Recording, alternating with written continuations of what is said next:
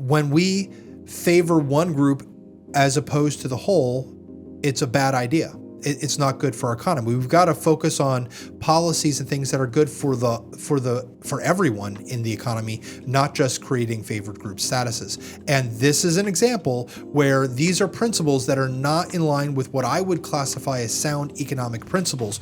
We're creating favored status for individuals that doesn't get extended to other groups.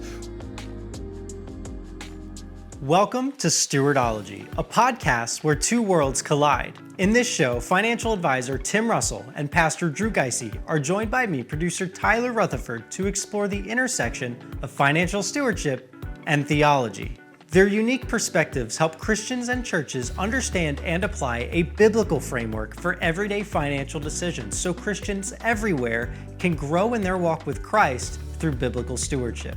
Before we get started, we just wanted you to know that the topics discussed in this podcast are for general information only and are not intended to provide specific investment advice or recommendations. Investment and investment strategies involve risk, including the potential loss of principal, and past performance is not a guarantee of future results. Securities and advisory services are offered through Genius Wealth Management, member FINRA, and SIPC. Without further ado, here are your hosts, Tim Russell, Drew Gysi, and Tyler Rutherford.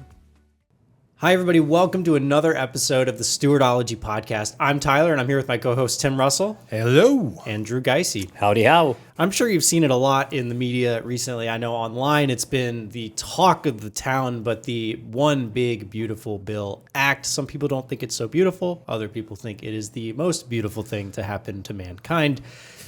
Oh, crazy stuff. But today we're tackling this as a hot topic. If you missed the episode 2 weeks ago, we talked about the general overview of the bill. You know, just as a matter of fact, what are some of the things that changed? Again, the bill is 900 pages long. It's crazy long. So we're not going to talk about everything in this bill, just the things that are high level, important, the things that we think will be applicable to your life. So if you want to read the bill, check out the link in the show notes. Links there for the whole thing. But today we're going to talk about the ethical implications, what we're thinking as we're processing the One Big Beautiful Bill. So today's a tough one, guys. I think it'd be interesting to dive in and talk about these things from a more spiritual perspective. And let's get into it. So what are our main concerns about this law? And I know everybody's been a talking head on social media, but like what we want to do today is actually dive in from a more spiritual approach. What are our concerns about this big, beautiful bill? Well, let me jump in with a passage of Scripture. Sure. And that is Proverbs 22:7. The borrower is slave to the lender. And why is that important for this? Well, from what we understand in looking at this bill, we're going to see an increase in the debt ceiling of about $5 trillion. That's more debt. So that becomes that challenge for us. We are not fans of debt. We are not anti-debt. It needs to be appreciating value debt, but this is not appreciating value debt. This is a negative clarification. What you mean by that is it's debt for an asset that appreciates a value. It's not debt appreciating a value. Correct. Yes. Yeah. And it looks like our government has appreciating debt. And they're appreciating it in many different facets. They appreciate They appreciate debt. Oh, so the problem here is we're dealing with deficit spending. Yeah. We have only so much income, and we're spending well more than we make. So if you look at a budget, you have income, you have expenses. If the number at the bottom, you subtract your expenses from your income, if you have a negative number, that is a problem. And in the government, we actually are looking at deficit spending of significant amounts every single year. Something to the tune of like 30% of our budget comes from debt financing. It's so ridiculous. Well, it's crazy. Like, we would never advise a client or someone that meets with us with a stewardship review to do this. You know what I mean? And yet, at the same time, it seems like a lot of us are okay with government doing this. And it's just interesting to think about, no, the same principles apply. We don't want to spend more than we make. We want to live within our means, right? Oh, yes. One of the things that the bill was supposed to do was to significantly cut our spending. If we cut our spending, then we're going to get our income and our expenses lined up a little closer. And that was the whole goal. There are a lot of provisions in this bill that are simply giveaways that don't actually produce revenue or reward revenue generation.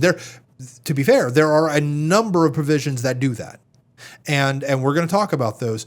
But in its essence, I frankly agree with Elon Musk on this point that we are giving away too much, and that we need to really take seriously the requirement, in my opinion, the moral requirement for us to balance a budget or to get our deficit spending in line. It's a problem. I think it's just important to note that as of the end of July, the U.S. national debt is around $36.7 trillion. That was hard to come off the tongue.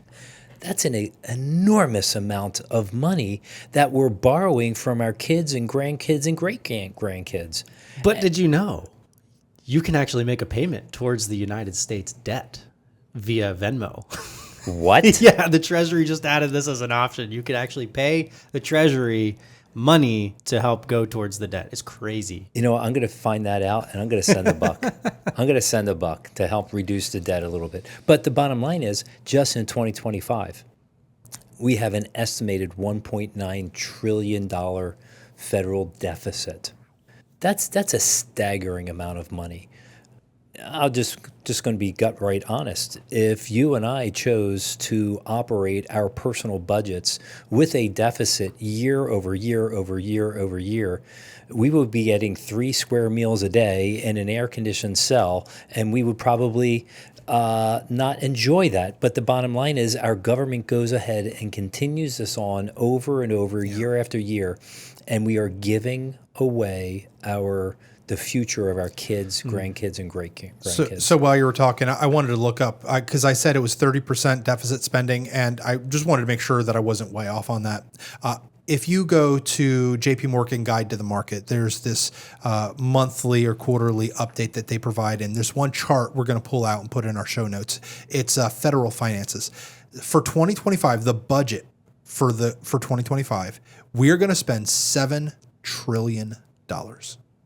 14% of it goes to non-defense spending, 12% for defense spending.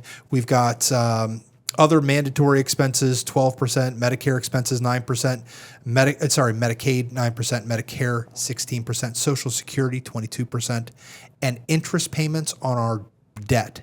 14%. Ouch. But how much revenue are we bringing in? Frankly, we are having to finance $1.8 trillion of the $7 trillion from debt financing. That's 27% of our budget is being made up by borrowing money. So when it comes to this bill, it's not a clear thing that we're necessarily going to be closing that gap. Now, we will talk about, there are a number of things that this bill does that can help build the revenue lines to the government. We mentioned one or two of them last week.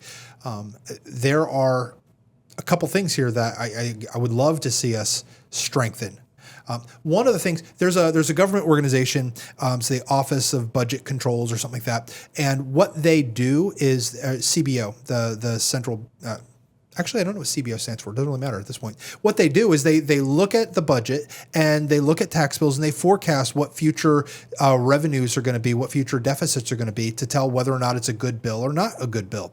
And at this point, historically, they've been really poor at forecasting revenue growth from tax cuts. They really are not good at that. They make very, very conservative assumptions, and oftentimes some of these provisions actually generate more revenue when you free up the American consumer, the American business, to have more control over their money. They spend it in smarter ways than the government spends it, creating eventually more tax revenue to the government. So there's a roundabout way that I think this could actually be better than it looks, but on its face, there are simply not enough cuts to various spending categories to be able to get our budget back into line. All right, we should probably move on, but I just wanted to make that note here.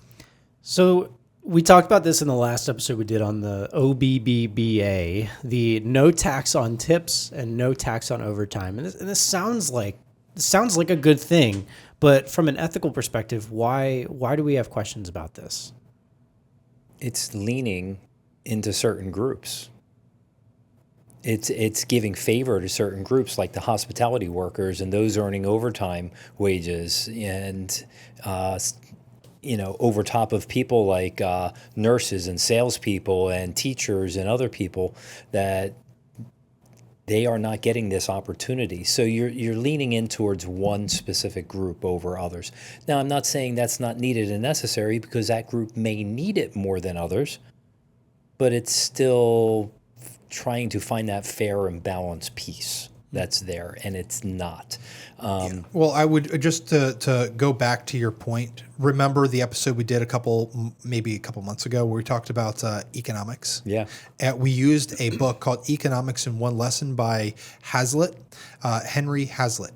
That book basically says the one lesson is that when we favor one group as opposed to the whole, it's a bad idea.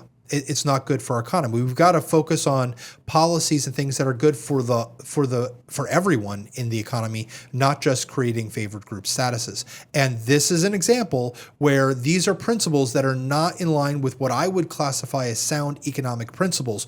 We're creating favored status for individuals that doesn't get extended to other groups.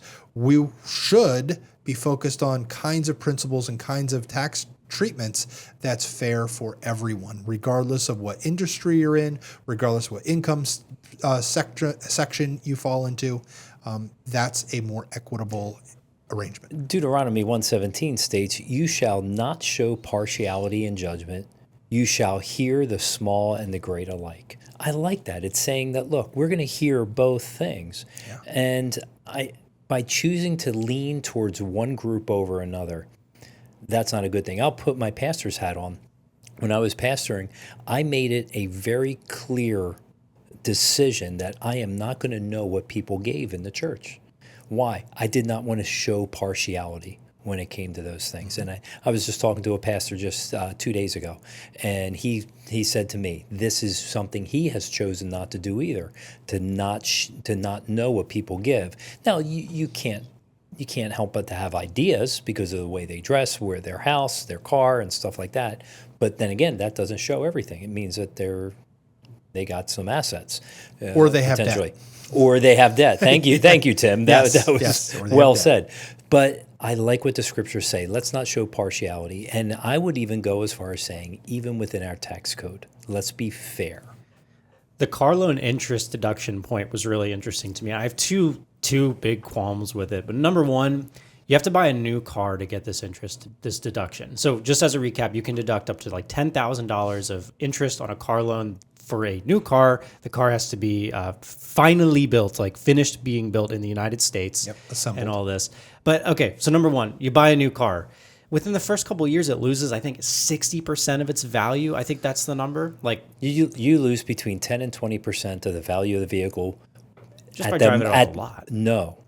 At the moment you sign to purchase. Now it is a used car. Oh, yeah. The moment you sign, there's a loss. Yeah, so you lose a lot of value immediately when you buy a brand new car. But then number two is this incentivizes people to go get car loans. And like, again, you're paying interest, you're paying more money on something that is losing value. We don't want to do that. That's just a bad investment all around, right? So I don't really like that. I don't like incentivizing people to go into debt for something that's not appreciating in value. In the last episode, we talked about if you take advantage of the full deduction, $10,000, and what that would look like. Let's use something that might be a little bit more realistic. Let's say you get a car loan and you end up paying $1,500 a year in interest payments. Well, you can only deduct the $1,500. You do get, if you're in the 15% bracket, you get a $225 tax savings. That's it. You get to save or pay less taxes by $225, which means you're still net out $1,275 in debt payment. Well, so you're paying $1,500 in debt. And if you take the credit for, well, I pay less taxes, how much less taxes?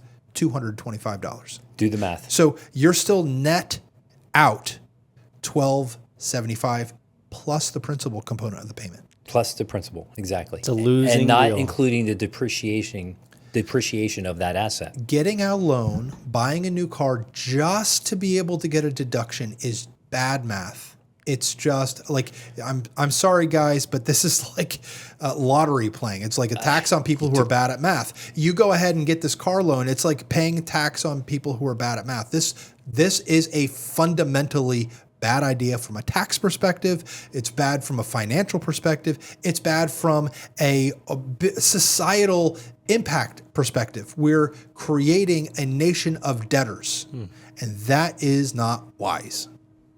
And All right, especially off the hot horse. especially at the cost of vehicles today. Yeah, of course. Post-pandemic, the exponential increase of the cost of the purchase price of a vehicle. It's over the top. Yeah, well, think about what this is going to do to vehicle prices in the future, too. If more people think they're saving money by going out and financing a car, Yes. the car prices That's are going to go up. So that is a phenomenal point, because we are already starting to see that is, if it's going to save you $250 in taxes, it's probably going to cause the car price to become that much higher. Yeah. And it's for everyone, whether you finance or not finance. This, again, economically, it is a very bad idea. This is a lose all around. It's a bad idea. I have an answer to this. My wife and I have been talking about it. I may just get a wad of cash, and I'm going to go out to a car show, and I'm going to buy a nice late 60s, early 70s vehicle that can still be fixed by me. And I won't have to hire the dealer to do it, and I'll just keep maintaining it the way it is. It still has all the safety standards from back in the day. This sounds just like an excuse to just buy a car you wanted to buy anyway. I'm telling you what. Don't Well, blame see, this on I the already tax have man. one like that. But the bottom line is, it's just the cost of these things, and then you got to do the maintenance, and you have to go to the dealer for everything on top of that. Because I was just told by a buddy of mine, if you just want to replace the brakes, you cannot do it at home anymore because of all the computerized stuff. You need a special computer to reset the brakes on your car. Now, that's what my buddy told me. I take him at heart because he used to be a mechanic at a Ford dealer.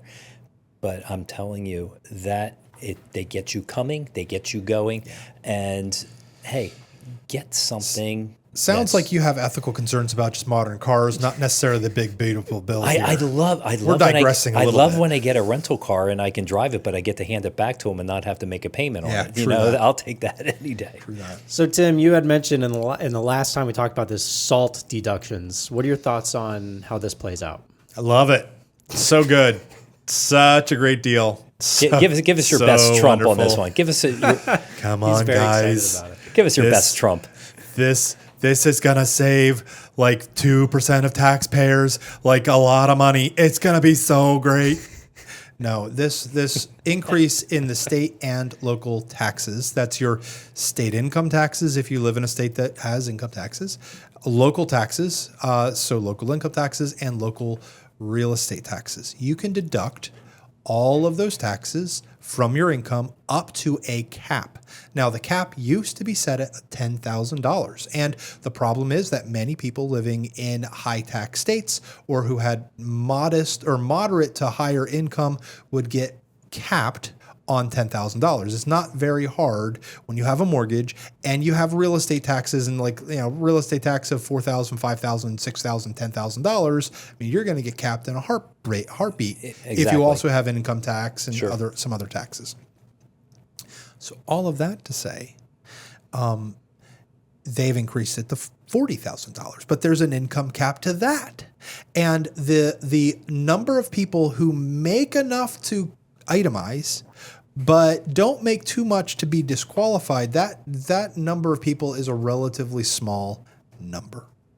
And I really don't think it's going to help enough people or make that much of a difference. I think it's a big headline mover. In my opinion,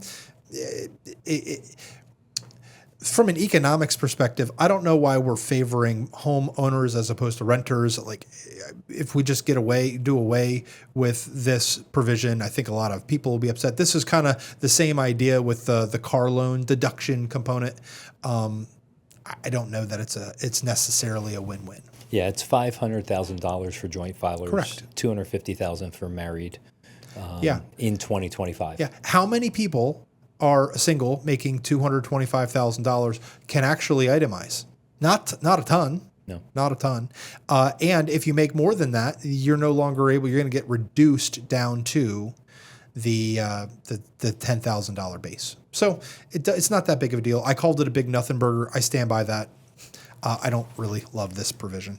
So if you haven't been under a rock over the last couple of months, you've seen a lot of headlines about this bill. A lot of maybe your friends on social media posting about this bill, calling it, maybe a tax cut for the rich, or maybe that it's hurting the poor. And there's a lot of popular misconceptions about what this bill is actually doing. So I thought maybe we could spend the next section of this episode talking about the ethical concerns of pop culture, media, things that maybe aren't really concerns, but headlines make it seem like a really big deal. Yeah, I can't wait for all the pushback online with comments of people who are nut jobs who don't understand this bill. But hey, feel free to reach out to us if you feel like it. But guys, the bottom line from a Medicaid perspective, this is a big one.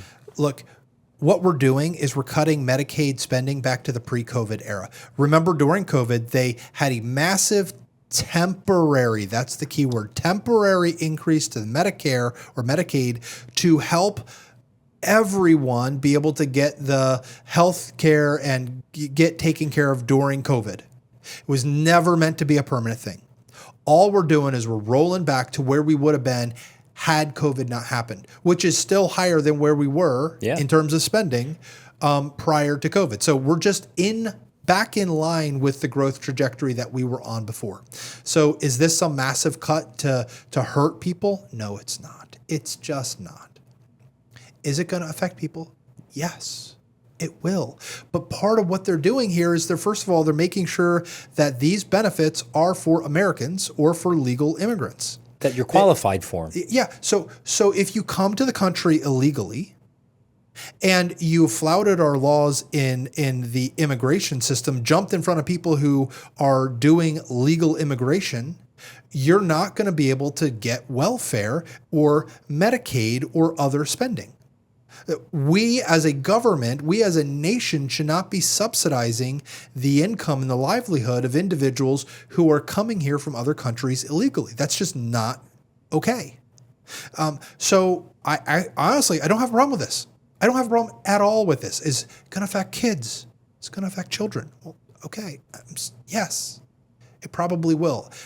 So where's your heart in that? Look, I am all for charitable endeavors. I'm all for the church to step in, to do things to help and to encourage and to use the gospel to make an impact in the lives of people. And I would highly encourage our charitable and civic organizations to do that. It is not the government's role to take hard-earned tax dollars by people who are obeying the law and paying their taxes to use it on people who have violated the law. I know there are a lot of people out there who are going to not like that I said that, but it's the truth. So yeah, we're cutting back Medicaid spending. It's a factor. It's not the end of the world.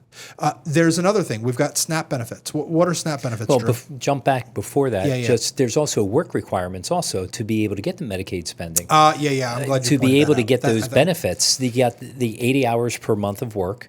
So there are two things, right? The first thing we have is that you've got to have a legal Social Security number. You see that throughout the bill. You have to have a valid Social Security number.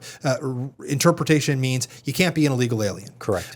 The next thing is not only do you have to have a valid Social Security number, you have valid citizenship or status here.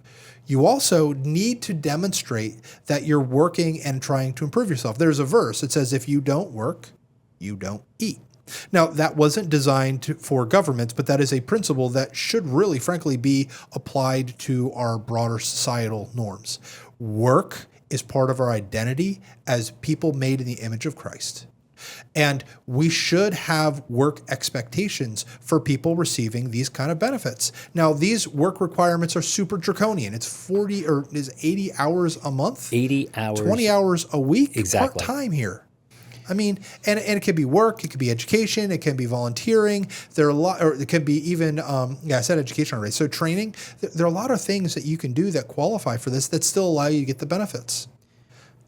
Yeah, and I think it's important to recognize too that like we're not talking about cutting Medicaid for people who are truly disabled. Too. Correct. Like this Correct. is applying to able-bodied adults, people Right. who can work, and this actually will have the effect. It's probably gonna boost our workforce a whole lot too. Or the volunteer force, which would be wonderful. It could do a lot of good instead of, there's the stereotype, and it may or may not be true of people, sitting on their couch and just collecting the money. But, that it's important. This is actually incentivizing people to get back to work if they're able. So another component of what the administration is doing, and please forgive me, I'm not trying to be a shill for Donald Trump here, but one of the things that people are getting really hot about, in fact, we're seeing riots about this, is the whole ICE raids, sending illegal immigrants back to other countries and back to their original country, I should say. And we've got a lot of people saying that's not fair, that's not loving, that's not kind. And, it's also not kind to be here illegal and break laws and take, government money and hard-earned taxpayer money to live on. Like, I got problems with that too. But some of the people on the other side of the aisle are arguing that this is going to leave us understaffed in our agricultural and our hospitality and other kinds of environments. Look, this one provision right here about having work requirements could easily satisfy and then some those jobs that may have been lost. So Exactly. I'm not afraid of that, and I don't think we have to have illegal people here to just have our fruit picked. I think that's really condescending. It's really condescending because, I mean, to get philosophical here, that's the same argument as slavery back 150 years ago. Like, who else is going to do it? Like, come on, guys. Like, let's get to work. Let's make it happen. Yeah. All right. So there you go. SNAP benefits. All right, Drew, what is a SNAP benefit? Well, SNAP benefits, let's just define it. It's the Supplemental Nutrition Assistance Program of our United States federal government. So food stamps? It provides assistance to low-income families and individuals. So, yeah, it's going to be some of the food stamps and some of the other stuff that they have, but it helps them out in this. And these SNAP changes focus on work requirements also. Ooh, how terrible is that? Extending the max age from 55 to 64 and limiting those benefits, again, Tim, as you said multiple times, to U.S. citizens, to lawful residents. This encourages self-reliance, and it also encourages stewardship, aligning with what we see in Proverbs 13:4. A sluggard's appetite is never filled, but the desire of the diligent are fully satisfied. Let's move people from being that sluggard to that one that wants to be diligent. And that's what the shift, I believe, can happen with these SNAP benefits. I just heard on the news the other day, they were saying people were upset that they're not going to be able to use their SNAP benefits for their Cheetos and their gummy bears and all this other stuff. Yeah, good. I don't think there's much nutritional value in that whatsoever. All right, what about clean energy cuts? What do we think? So as far as I can see, there are two components. We've got the EVs, electronic vehicles, and we've got clean energy, solar panels, and things like that. Well, it's also home improvements that help efficiency. Yeah. So those two things, right? Those two components. There are cuts to both of those programs that are part of the. They're part of a lot of things, but they're kind of out of the Biden era clean. What do they call the Clean New Deal or whatever The it Green was? New The Deal. Green New Deal. Yeah. The problem here is that these items are expensive. You do get credits if you buy certain things, but now it's the government stepping in and paying for new experimental, unproven components and technology that's still developing and still advancing. I would not encourage anyone to go out and run and buy something just because they get a credit or deduction. You're probably better off to wait, save up your money, and allow the technology to improve and the cost to come down. You can be better, be happier, I think, if you do that. Honestly, though, I don't have a problem with wanting to help the environment and to be a good steward of the world in which God has placed us. The earth is the Lord's, and the earth is the Lord's, and the fullness thereof. I see that in Psalm 24. God is sovereign over creation, and while we are created to be a steward of it, government subsidies for clean energy they're not the only solution. And in my opinion, they're not really a good solution at all. Market-driven initiatives. So like automatic elevators replacing manual elevators, that resulted in job displacement. The people running the elevators, they lost their jobs. We could say that's a bad idea, but often it creates new lines of income, new kinds of employment, new lines of industries that are frankly helpful. So I'm not opposed to production. I'm not opposed to advances in our society and technology. I just don't think the government needs to step in and dictate where we spend our money. While you were talking, Tim, I took a little bit of a deep dive, little navigation here. The Biden administration's earmarked $7.5 billion investment in their bipartisan infrastructure law in 2021 to actually put in EV charging stations. And according to what I just saw, only 37 were built. $7 billion? 37, yes, $7.5 billion, 37 electric vehicle charging stations with 226 charging ports across 13 states. That's a straight up failure. Yeah, that's a problem. Tim, you brought up that you have this, you said unproven technology, or just technology that's what it comes down developing. To. It's still in process. Again, I don't think any of us are anti-electric vehicles. No. It's just the cost factor today is not prohibitive to us jumping on board and saying, I'm all in. And for people that drive some distance, which all three of us have done and do, an EV station is not going, in Nebraska is not going to help me get across country because it's not there, because they had $7.5 billion designed to take care of some of the heartland stuff that's there. So some of the other thing, it comes down to government spending. We just talked about this at the beginning of the show. Yeah. Our spending is ridiculous. Spending $7 billion to be able to have 30-some stations is a complete waste of time. Again, if we allowed free commerce, free business to build those stations, we could have built had it done by the end of the year. 10x or 100x the number of stations with business, and done it a whole lot cheaper, and they would be up and operational had it been done through business. Now, someone's going to argue, well, business isn't doing it, therefore the government has to step in. Business isn't doing it because the government's stepping in. There's no incentive for them to do it. And frankly, the business is hoping to get the lucrative deal with like all of these, the government contracts for $7 billion to pay 10,000 people to do like nothing and have nothing to show for it. It is an absolute waste of taxpayer dollars to be putting this initiative and having nothing to show for it. That is government efficiency at its finest, which is why I think government needs to get out of the way. We're terrible at this. We're terrible at the expenses. We're terrible at managing expenses. We're terrible about getting the actual best thing and creating things in a fundamentally good and productive way. Business is the best way to do it. Yeah. We should allow businesses to do what businesses do best and create markets and initiatives that work. Now, again, I know people are going to say, but businesses aren't doing it. Then we're not ready for it yet. The technology's not there. It's not profitable. Exactly. Businesses are not going to do something that's not profitable. Don't force a business to do something that's not profitable. Yeah, that's just a dumb idea. But then we're forcing the government to do something that's not profitable, and we're paying it with our taxes. It's such a bad idea. So I agree. It's a timing thing, Tim. And that is a tax cut for billionaires, or a massive revenue boost for billionaires, when we're putting $7 billion 7.5 into this initiative to have nothing to show for it. The money simply went into the pockets of the corrupt individuals who were making this, or the businesses that are doing it, and did nothing for it.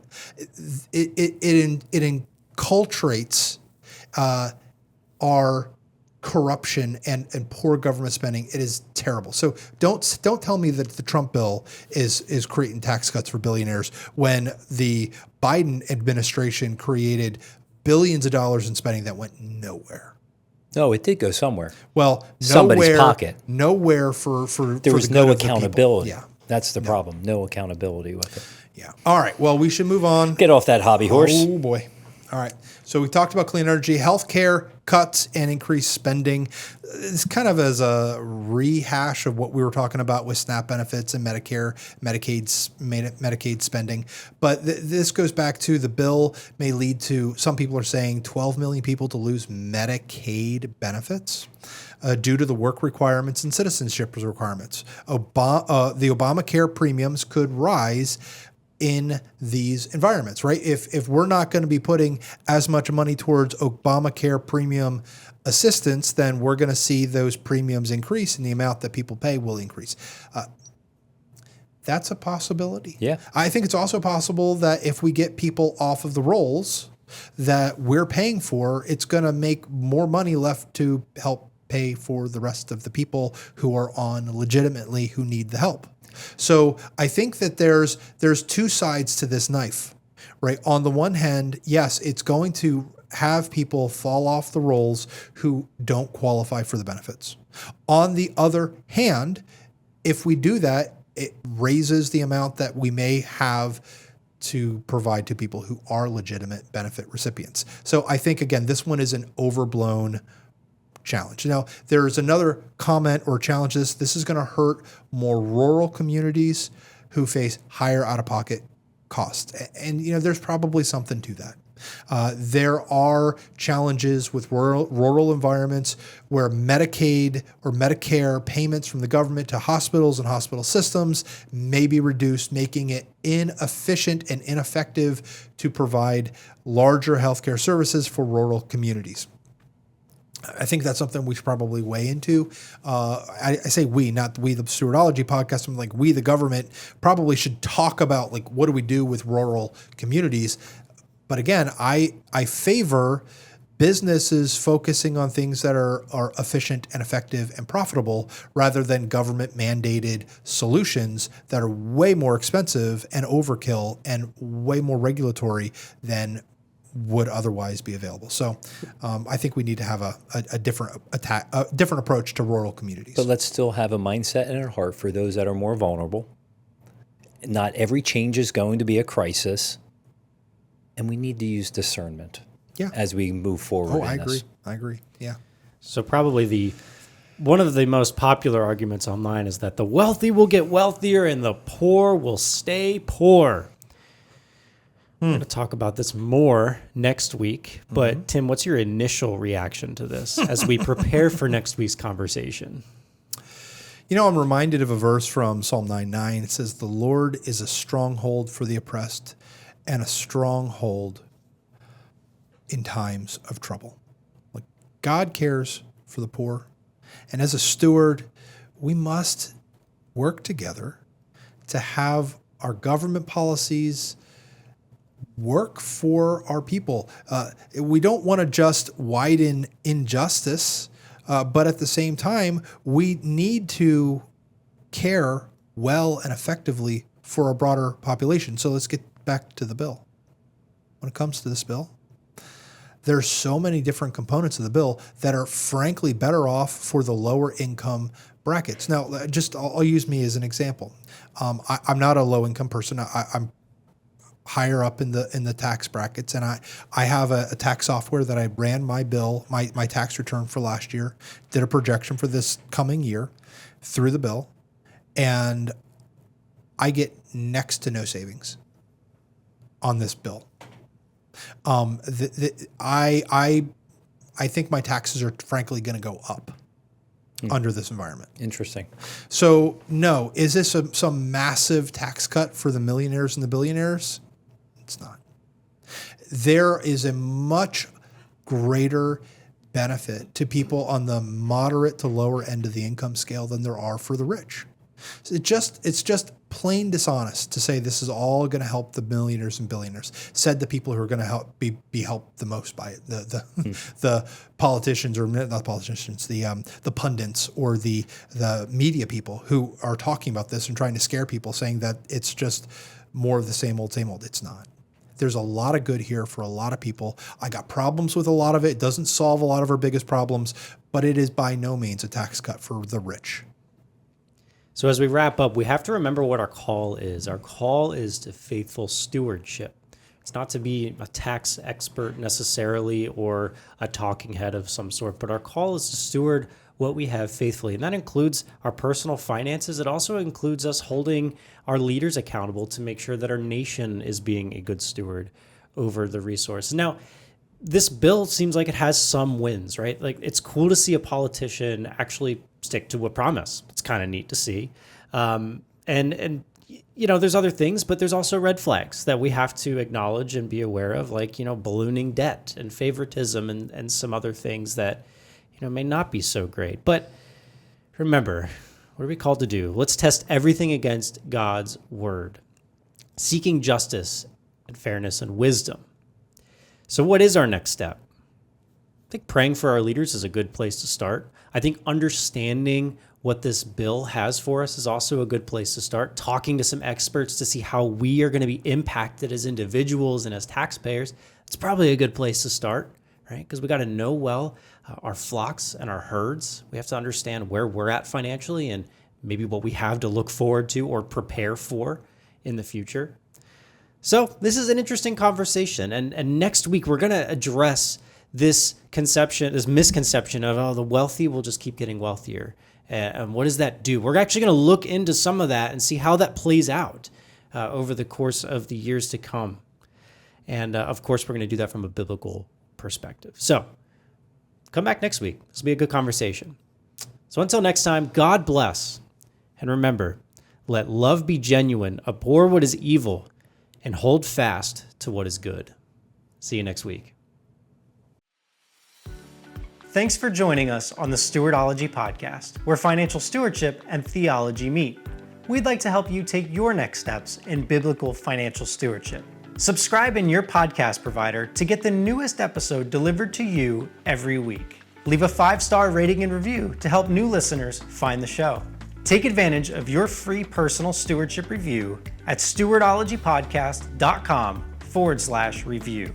Be sure to follow us on social media and visit our website at stewardologypodcast.com for tons of free resources and hundreds of free episodes. You can also leave episode ideas at stewardologypodcast.com/idea.